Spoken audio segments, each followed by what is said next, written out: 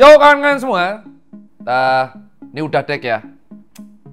Saya tuh sekarang mengurangi yang namanya seminar motivasi. Dari 2014 kalian bisa scroll di Instagram saya. Dulu saya tuh orang yang butuh validasi bahwa saya tuh harus dianggap pintar. Jadi saya ngisi seminar motivasi. Tapi semenjak saya 2022 masuk kuliah, saya malu banget share seminar motivasi. Dan saya lebih ke mengajari bahwa untuk menjadi financial stable ya, bukan sukses, financial stable, because sukses itu subjektif. Ada sukses tuh subjektif sekali, sukses kita akan bedah nanti. Untuk menuju suatu status stable secara finansial, itu prosesnya panjang. Dan itu nggak bisa dimakan dari seminar motivasi saja. Dan akhirnya saya kuliah sekarang lebih menyadarkan teman-teman cara menjadi financial stable. Dan ini cocok banget buat kalian yang semester 6, semester 7, tinggal skripsi, dan bingung mau ngapain. Kembali lagi bersama dengan saya, Tirta Citot. Ya, seorang pengajar part-timer di SBM ITB, yang dibayar cuma 400.000. Gak apa-apa, puas aku soalnya ngajarin teman-teman di kelas pakar.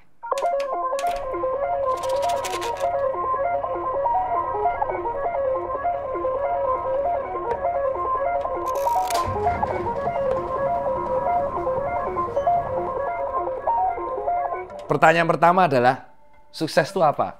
Ya, kalau Dokter Tirta yang 2014, sukses setelah ketika Anda bekerja sesuai dengan idealisme. Idealisme itu kopong, Pak, kalau soal uang. Anda boleh idealis kalau sudah tidak miskin. Ya, Anda boleh, karena Anda hidup di negara yang sangat realistis. Kalau Anda hidup di negara seperti Finlandia dan Swiss, Anda boleh idealisme. Karena 50% pajak diserap lagi dan ada pengobatan gratis. Bro, idealisme Anda tidak bisa membayari ketika Anda sakit tipes di IGD. Ya, itu yang pertama. Jadi bagi saya, sukses itu subjektif. Sukses itu bisa secara sukses finansial, sukses secara agama, sukses secara jiwa, sukses secara health. Kita akan bahas bukan sukses, financial stable. Dan nomor 2 adalah pertanyaan kalian. Saya lulus kuliah mau bisnis. Sebelum Anda menjawab, saya menjawab, coba tanyain kepada diri Anda, kenapa Anda harus berbisnis? Kenapa? Karena pengen kaya raya? Bro. Karena pengen kaya raya? Karena pengen kaya raya kan? Makanya tanyain aja. Saya pengen berbisnis, saya bisnis graduate. Kenapa? Alasan Anda menjadi pengusaha apa? Biar biasa dipajang di bio Instagram. CEO. Tokonya nggak laku, yang penting CEO aja. Tuh. Atau buat status validasi pembuktian terhadap kompetitor, karena Anda menjadi pecundang seumur hidup. Tanyakan pada diri Anda jadi pengusaha itu mau jadi apa? Pengusaha itu bukan main-main dan bukan titel doang, bos. Pengusaha itu bertarung dengan uncertainty di setiap hidupnya. Kita nggak tahu besok mau makan pakai apa. Kita nggak tahu besok harus bayar pegawai pakai apa. Modal dengkul, ya 40 tahun lalu kok modal dengkul, nyet. Kok jadi sales rokok 40 tahun lalu. Jadi sekarang jadi Michael Hartono. Tapi 40-50 tahun yang lalu, Anda modal dengkul larang. Pak Oga, 1.000 tuh tiap muterin. Bisnis tuh, 100.000 tiap hari. 3 juta lah per bulan. Cuman dari prakrit. Modal dengkul sekarang itu nggak bisa kalau Anda bukan anak Crazy Rich. Anda harus jawab itu dulu. Anda mau jadi pengusaha buat apa? Hah? Mau jadi apa? Jawab dulu di komentar. Jangan kau enggak, langsung aja tuh poin. Anda mau jadi pengusaha mau jadi apa? Itu dulu ya. Karena entrepreneur ini bukan sebuah status yang bisa dijadikan motivasi. Anda bertarung dengan uncertain. Ya. Apa yang Anda tahu tentang pengusaha? Anda tahu definisi entrepreneur artinya apa? Nggak tahu. Apa Anda termakan dengan sekolah is full bullshit? Ya kan, dia tuh bisa tahu sekolah full bullshit karena sekolah. Karena dia sekolah, dia tahu full bullshit. Kalau dia nggak sekolah, dia nggak tahu itu. Jadi nggak mungkin dia. Tuh, nomor 1. Nomor 2 adalah, setelah saya ngobrol dengan beberapa mentor, dan ngobrol dengan beberapa dosen, the most important thing di usia 20-25 adalah experience. Pengalaman. Anda boleh cari pengalaman itu dari manapun. Kerja sama orang, part-timer, freelancer, kuliah lagi. Tapi tahu yang menghancurkan itu semua adalah RAS, RUSH, buru-buru. Kalian tuh termakan standar society, Pak. Kalian tuh termakan standar society yang dibuat oleh warga secara fiktif bahwa usia 25 harus punya uang cepek. Nggak ada, Mas, uang 20, usia 25 tuh punya 100 juta. Nggak ada yang namanya usia 30 tuh harus punya rumah. Itu hanya standar yang diciptakan masa lalu untuk sebagai standar subjek sukses. Padahal kembali, saya udah bilang, sukses itu subjektif. Sukses itu subjektif. Tidak ada yang pernah puas dengan yang namanya nominal saldo.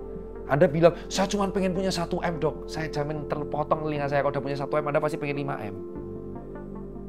Kalau Anda punya 5M, Anda pengen 10M.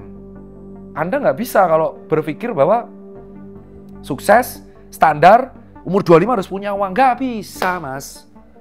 Semakin finansialnya, dan Anda sekali tahu, semakin finansialnya rendah, apa yang keterbatasan? Ayo coba tebak, mahasiswa di sini. Coba Anda tebak. Finansial itu berhubungan erat dengan apa yang namanya variasi, pilihan, alternative of choice. Semakin tinggi finansialmu, kamu memiliki alternatif pilihan yang banyak. Contoh, Ferry Irwandi punya uang 1M. Apa yang dia lakuin? Mungkin anaknya bisa sekolah di Cikal. Yang harusnya dia bisa beli Avanza, sekarang dia bisa beli mobil banyak. Coba kalau dia punya 1 juta. Dia tidak punya pilihan. Jadi finansial itu berhubungan erat dengan pilihan dan alternative of choice. Dan Anda fresh graduate. Sekarang tanyaan pada pilihan Anda, nomor 3. Sebelum Anda memulai bisnis, Anda harus cek tabungan Anda. Anda harus cek seberapa besar privilege Anda. Karena yang tidak diceritakan banyak orang, 50% kesuksesan berasal dari luck. Lucky Pool, Liverpool contohnya. Sangat beruntung tahun ini. Saya fans Liverpool dan saya mengakui. Lawannya tiba-tiba cedera semua. Anda tidak tahu kan privilege-nya Dr. Tirta apa? Privilege Dr. Tirta itu bapaknya adalah direktur utama bank. Dan sekarang menjadi komisaris utamanya. Bapak saya itu dosen ekonomi. Jeniusnya setengah mati. Saya belajar literasi keuangan itu dari bokap. Saya belajar literasi perpajakan dari orang tua. Ibu saya dosen pertanian yang nyebrang ke bank. Udah gitu, ibu saya Cina, wot gandul asli, bapak saya Boyolali, marga wong Sedimejon di tanah oke.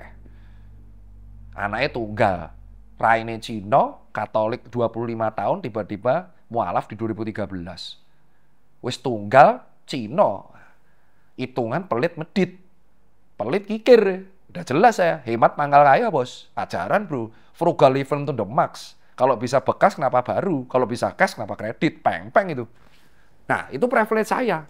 Nah, sebelum Anda berbisnis sebagai fresh graduate, Anda harus punya tiga ini.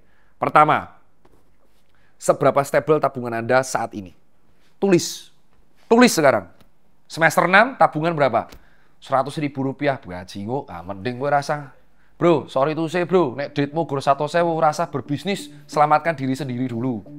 Nun sewu ki bro, ya, nun sewu. Cara LPDP, kuliah yang bener dah. Audit 100.000 berbisnis. Dodol apa bos? Gaplek gur 3.000 bos, raiso. Saya bukan orang Jawa, itulah gunanya subtitle, urusannya sini. Nomor 1, kamu sudah stable belum secara finansial di sekarang? Jika ya, tulis ya. 100 juta. Tidak. Dan saya yakin 90% jawabannya tidak, maka Anda nonton ini. Nomor 2, seberapa besar privilege yang Anda punya? Tulis. Bapaknya apa? Dosen, pengajar. Tulis. Itu privilege, knowledge of pendidikan. Bapaknya pejabat, privilege of power. Bapaknya pengusaha, privilege of financial. Terus bapaknya punya sales networking, privilege of networking. Bapaknya ketua RT, ya privilege pos ronda. Nah, raiso ngopo-ngopo soalnya ini ketua RT. RW lah minimal bro, tipis-tipis bro. Ya, itu privilege ditulis. Kalau kamu nggak punya privilege, tulis I have no privilege at all. Yatim piatu dok wae nun sewu, sorry tuh sih. Nomor 3, tulis Anda kuliah berapa semester, IPK-nya berapa, dan Anda punya pengalaman kerja apa enggak. Jadi misalkan IPK 2,6, pengalaman kerja part-timer 3 tahun. Boleh. Atau IPK 4 dok, tapi nggak pernah kerja sama sekali, tulis. 3 ini akan berguna.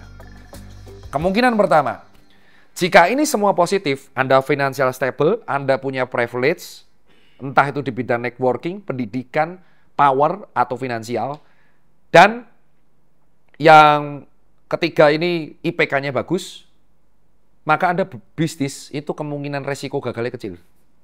Camkan itu. Tahu dari mana? Beli ChatGPT Pro 3 juta per bulan, jawabannya sama. Kok dokter tidak tahu? Bro, 3,9 dulu IPK, baru bacot. Arogan kalau pinter nggak apa-apa. Jadi pertanyaan pertama itu, kalau kemungkinannya ya semua, kau berbisnis kemungkinan failure kecil. Loh dok, kenapa kemungkinan failure? No, di bisnis itu tidak melihat kemungkinan profit. Tapi di bisnis itu adalah seorang pengusaha yang bisa menekan kemungkinan gagal mendekati 0%, itu akan menangkan pertandingan. Karena sepak bola ataupun hidup itu bukan soal menyerang. Hidup itu soal bertahan. Survival, bosku. Life is about survival. Life itu bukan soal mimpi. Mimpi-mimpi stroke. Nah, raguno, cuk. Nah, nomor 2. Jika salah satunya ada tidak. Jika salah satunya ada tidak. Misal, tabungannya hancur tapi privilege-nya ada. Terus IPK-nya elek, IPK-nya ya. Jadi tidaknya cuma satu. Bekerjalah. Bekerjalah. Karena bekerja ini akan membuat mentalitas Anda menjadi toughful dan membuat Anda tahu rasanya diperintah orang itu seperti apa. Bekerjalah. Jika ya-nya ini cuma salah satu dari ini ya. Tidaknya salah satu. Jadi misalkan financial step tabungannya bagus tapi privilege nggak punya. Dan IPK-nya bagus. Atau privilege ada, finansial bagus, IPK-nya elek. Atau IPK-nya bagus, IPK-nya elek tapi kerja, privilege gak ada, finansial bagus. Jadi misalkan kalau tidaknya cuma satu, tolong bekerjalah. Karena kalian harus belajar dari orang. Kalau kalian ketemu kantor toksik, maka kamu jangan jadi bos seperti itu. Kalau ketemu kantor yang membuat kamu growth, jadilah bos seperti itu. Di situ kamu akan toughful. Bekerjalah berapa lama sampai ininya ya semua. Ini yang paling apes. Tidaknya lebih dari satu. Kemungkinanmu survive kecil. But ada but ya. Tidaknya lebih dari satu. Ini kalau tidaknya lebih dari satu, ini akan menjadi problem yang berat. Neranginya sulit. Why? Biasanya tidaknya lebih dari satu itu generasi sandwich. Biasanya. Jadi terjebak dalam situasi kaum menengah atau kemiskinan struktural. Antara dua ini. Menengah tanggung atau miskin parah. Miskin dan menengah tanggung. Kalau miskin parah, wis ajur kabeh. Telu-telunya tidak semua itu. Itu mesake banget itu. Itu nanti yang tak bahas di terakhir. Jadi menengah tanggung dan miskin tapi nggak banget-banget lah. Ini biasanya tidaknya lebih dari satu. Nah ini, carilah kerja apapun tapi dapat uang. Nggak usah pedulikan IP, nggak usah pedulikan networking, nggak usah yang penting mentalitas.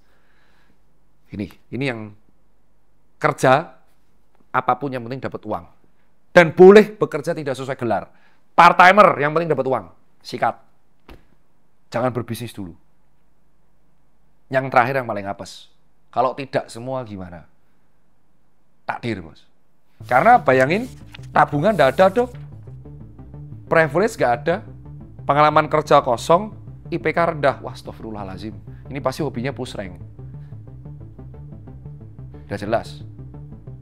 Yo minimal nek. Piye ya bro ya? Privilege nggak ada. Finansial hancur, IPK hancur. Jelas ya. Terus tak pertanyaan, nek IPK-mu hancur, ngopo kuliah? Nah, mending duit kuliahnya buat kerja.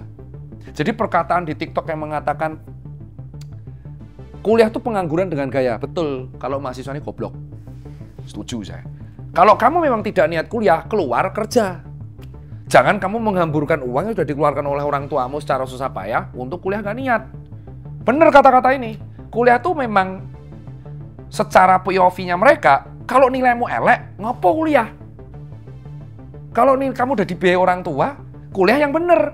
Kalau nilaimu jelek, resign, uang SKS-nya buat apa? Buat bisnis, petok, ya kan makanya tiga-tiganya ini aneh, ya kan? Finansial hancur, kuliahnya hancur, kerja nggak pernah, privilege nggak ada. Nah, ini beban negara, bos.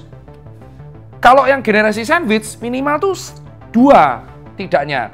Misal IPK-nya bagus, privilege gak ada, finansial ajur. Biasa rata-rata gitu. IPK-nya tanggung 2,8, 3,1. Ini gampang, kerja apapun. Tapi beda. Udah jelas nih ya, tulis dulu. Tulis. Setelah menulis ini, masuk di poin berikutnya, self-analysis. Menghitung kemungkinan gagal dan bersaing. Yang ya semua, itu udah usah dilawan. Kamu nggak usah debat. Kamu nggak bisa melawan yang namanya takdir. Karena kita nggak bisa memilih kita lahir di mana. 3 ya semua itu biasa berhubungan dengan privilege. Dan 3-3-nya ini kalau keluar-keluar di medsos, berjuanglah dari nol, keprok wae ndak sih? Nggak mungkin soalnya. Berjuang dari nol, dasmu dari nol, gituin aja. Yang berjuang dari nol itu rata-rata yang berapa? Yang tidaknya lebih dari 1. Itu dari nol. 0 malah, minus. Nah, sekarang kita akan belajar mengenai yang 3 ini adalah survival. Kalau ianya gede, survivalnya gede banget. Jadi berbisnislah, nggak apa-apa. Bisnis apa yang menguntungkan? Pilihlah bisnis yang kemungkinan failure kecil. Belajar dari apa? Franchise, bisnis ayam goreng. Nah, contoh, Olive, Almas, Sabana. Kenapa? Failure kecil, marginnya kecil. Apa yang kamu pelajari dari franchise bisnis F&B yang murah-murah? Sistem manajerial. Jadi kalau kamu mau belajar, bisnislah F&B ayam geprek yang murah-murah. Contoh, ayam Sabana, Decik, kopi cincau. Yang bisnis yang murah-murah yang dengan 25-35 juta kamu dapat franchise. Tapi tujuan di sana bukan cari laba. Kamu tahu cara manage-nya. Sehingga cara manage itu yang membuat inspire kamu untuk berbisnis yang beneran. Itu saranku buat yang 3-3-nya ya. Tapi kalau yang buat kalian yang ada tidaknya 1, kerja. Kerja ini akan penting. Kalau kamu ketemu kerja ini experience bagus. Dan setelah kerja, kamu dapat gaji, keputusan di tanganmu. Tapi saran saya, nggak perlu resign. Double profesi is the best. Double profesi. Kerja 9 to 5 tapi punya bisnis. Loh, emang Dr. Tirta begitu? Iya. Saya 7 profesi. Masih hidup saya. Stres titik. Makanya lari-lari. Lari sendiri saya. Kalau lari rame-rame saya kepruk iwong ya. Stres. Ini jam 2 pulang dari Malaka, lari saya. Kayak begal. Makanya tato ditutup. Lari malam-malam jam 2, botak, tatoan kiri, dijotos saya. Ya. Jadi buat kalian yang tidaknya cuma 1, itu harus kerja. Kerja, cari uang. Untuk mempelajari apa yang namanya financial literasi. Karena kalian nggak punya salah satu dari kepentingan ini. Mungkin finansial kalian jelek, atau mungkin kalian nggak punya privilege, atau IPK kalian pas-pasan. Dengan kalian bekerja, kalian memiliki experience. Setidaknya lebih lama, mungkin 3-5 tahun dibandingkan yang ya semua. Jadi jangan bisnis dulu kalau ada tidaknya 1. Kerja. 2-3 tahun. Nah, yang tidaknya lebih dari 1, kerja lebih dari 5 tahun. Yang tidak semua, waduh, Kamboja aja. Ya, tour guide. Aman. Aman, bro. Ya kan? Soalnya pertanyaan aneh loh, bro. Kan ini tadi pertanyaannya Doi adalah orang yang kuliah kan?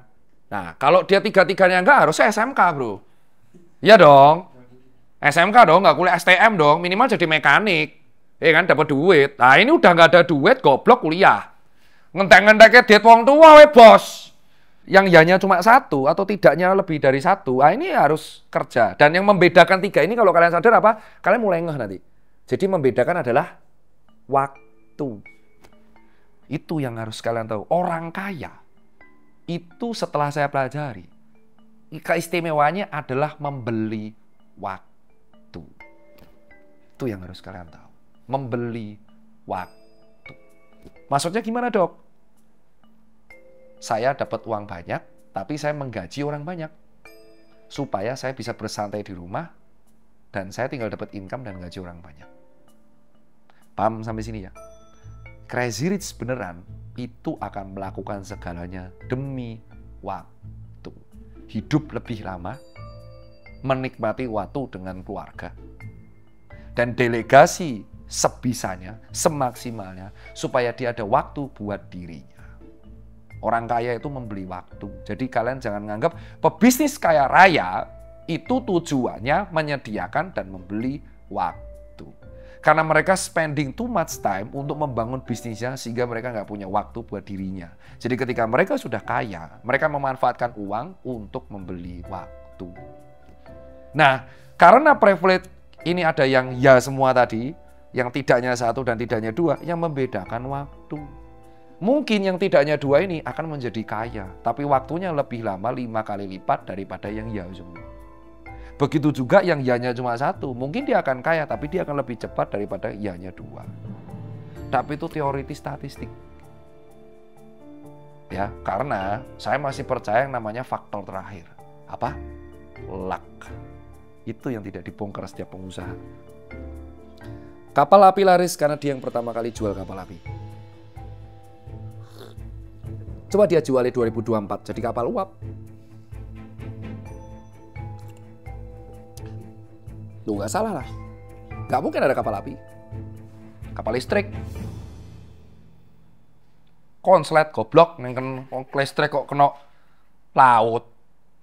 Makanya api, bro.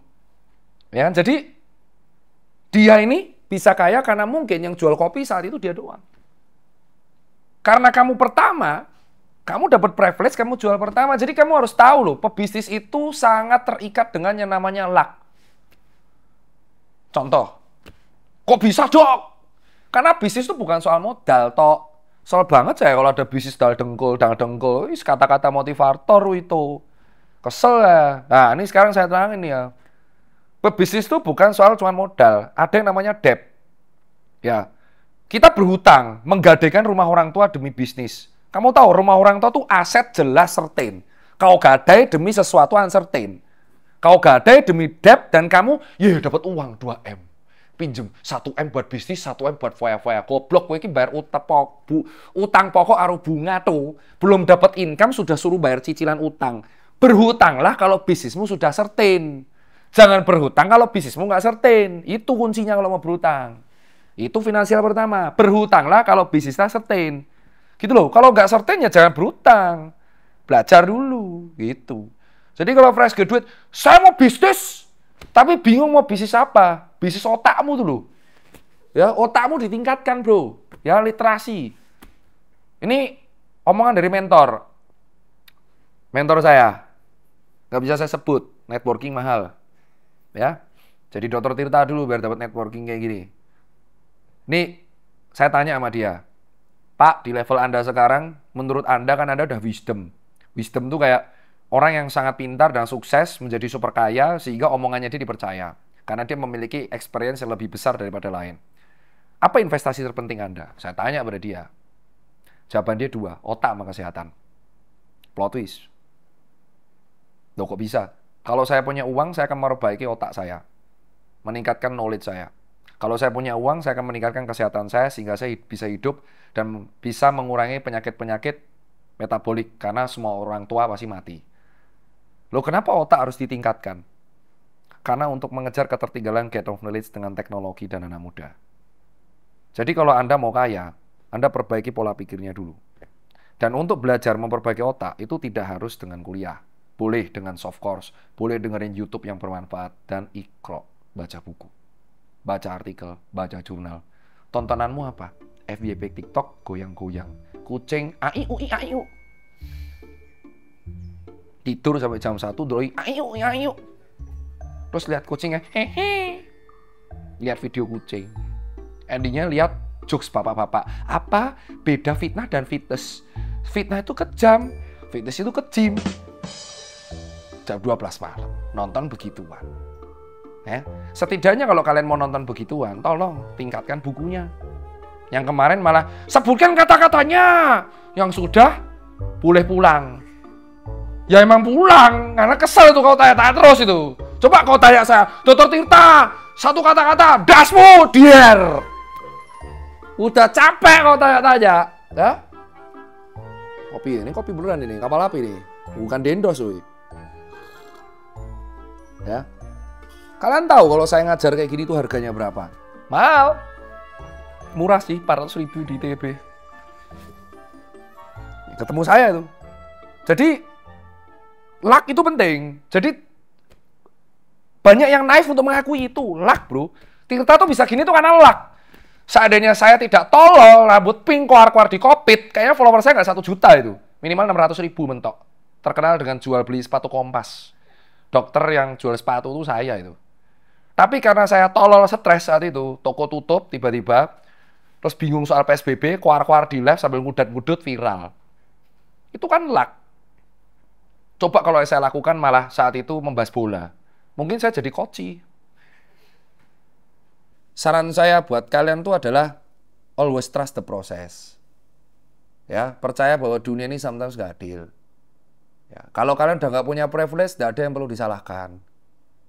Ya, kalau kalian sudah terjebak di kemiskinan struktural, ya wes meh piye. Ya kan, nggak bisa. Dan sekali lagi, tidak ada yang namanya from zero dari sekarang, bos. Aku nggak percaya kayak gitu. Semua orang yang saya tahu tuh rata-rata bukan from zero. Tahu dari mana? Kau tahu Pak Gita Wirjawan ya? Tak jauh obrol, wah, jebul penuh privilege, sangat pure blood. Semua keluarganya separuh dokter kecuali beliau.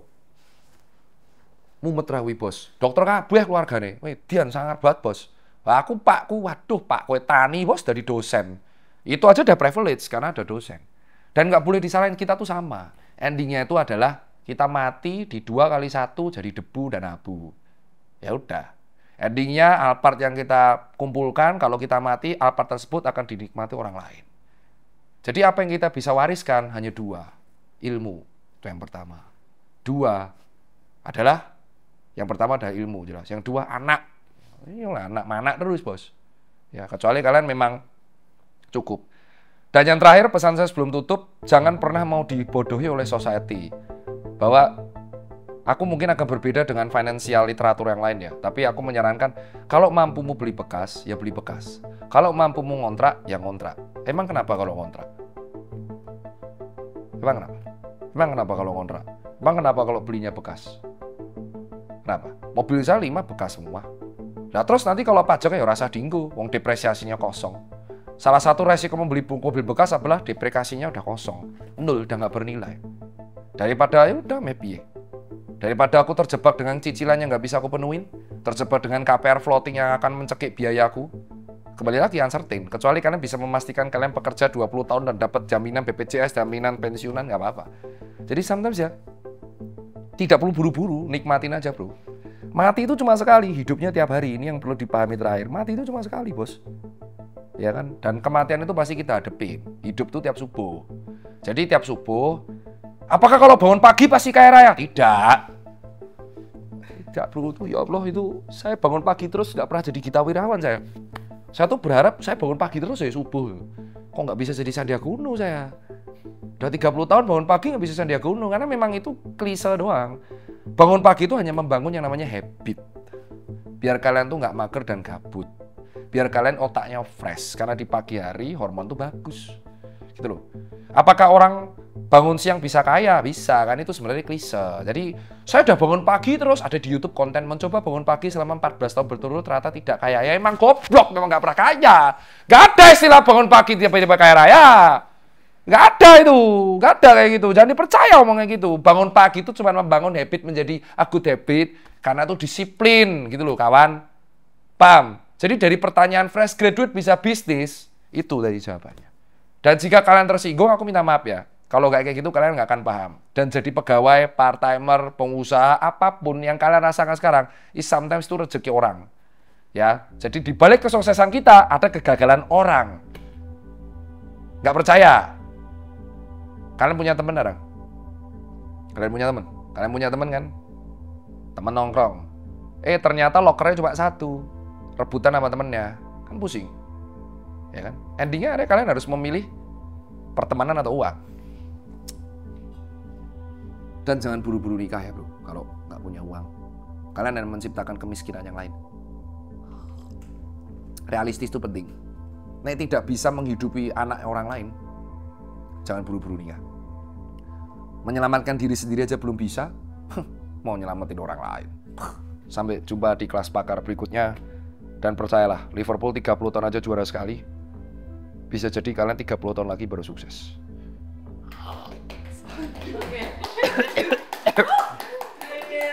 Okay.